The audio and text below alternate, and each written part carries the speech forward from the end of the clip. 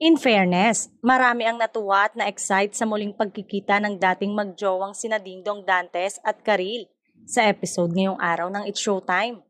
Hot topic ngayon ng netizen sa social media ang guesting ng Kapuso Primetime King sa naturang noontime show kasama si Charo Santos para sa promo ng kanilang pelikula. Ito ang unang pagkakataon na nagsama sa It's Showtime sina Dingdong at Karil. Kaya naman, feeling happy ang kanika nilang mga taga-suporta. Hindi man nakita sa camera kung nag-usap o nagbatian ng dalawa pero feeling ng mga manonood ay okay na sina Dingdong at Karil.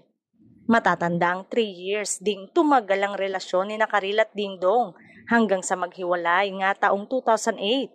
Sinisi ng kanilang fan si Marian na siyang third party umano sa breakup. Ngunit sa kasalukuyan, pareho nang masaya sa piling ng kanika nilang asawa sina Dong at Karil.